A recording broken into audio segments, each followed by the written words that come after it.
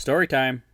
One time at our big college house, we threw a 9-hole party. We all know college parties, right? And college parties love having themes. Sometimes you dress up like Halloween parties, toga parties, or ugly Christmas sweater parties. And other times you just drink, like power hours or beer Olympics. This is the latter kind of party, the 9-hole. Like golf. For a 9-hole, you find a house. But actually, you find 9 houses. Each house will have a different shot at it. You go to a house, take the shot, party for a bit, then you go to the next house and repeat the process. Shot, party, next house. Shot, party, next house. And so on, until you end up at the final house. And by the end of it, you are absolutely hammered. So being the high-functioning alcoholics that you find while you're an undergraduate, we decided to have a 9-hole. Our house definitely had to be the final house because it was big, and we needed a big house because our extracurricular group had over 300 people in it.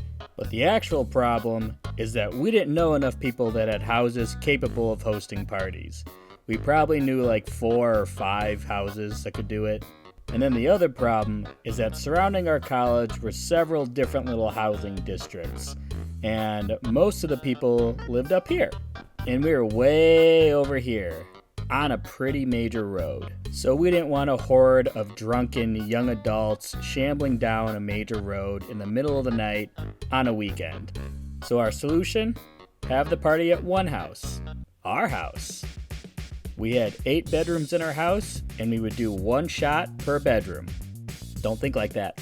So we renamed the party to a passport party, where each room was going to be a different country.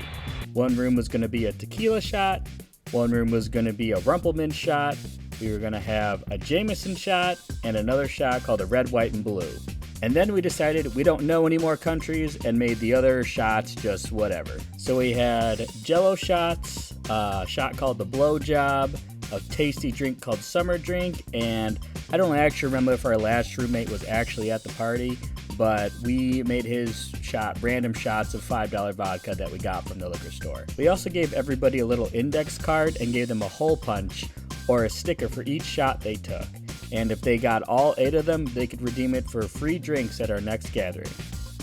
The passport. And the party itself was great. People were as drunk as I've ever seen them, and at the end of the year, we did a poll, and most everyone said that this was their favorite party that we ever had. The next day is when the fun little goofy thing happened. We all wake up, do our usual sluggish, hungover cleanup, and eventually we go to the grocery store. Now, the roommate who had the blowjob shot in his room mentioned that his carpet was pretty stained.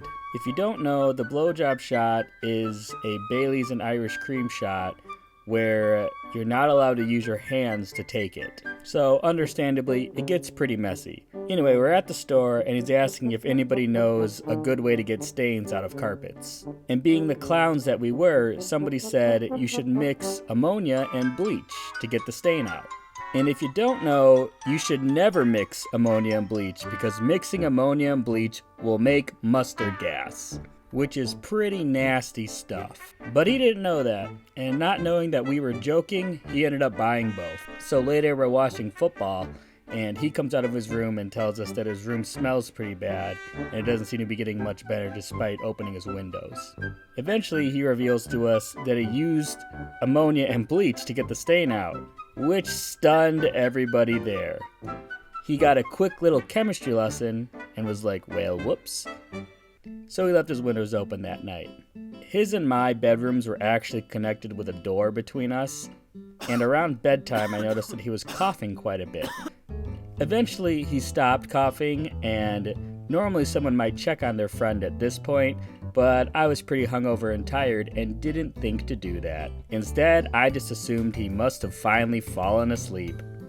Well, the morning rolls around and I come to the realization that I should have probably checked on him, so I go to knock on our little connecting door.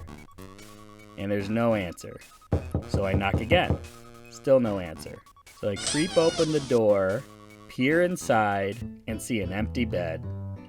I left my bedroom, peek into the common area, and found him sleeping on the couch. Since he'd been coughing so much, he decided to move out of the bedroom and go to the common area. And that's how we all survived mustard gas. And did it work to get his stain out of the carpet? I don't remember, but we got most of our deposit back, so probably. Thanks for watching.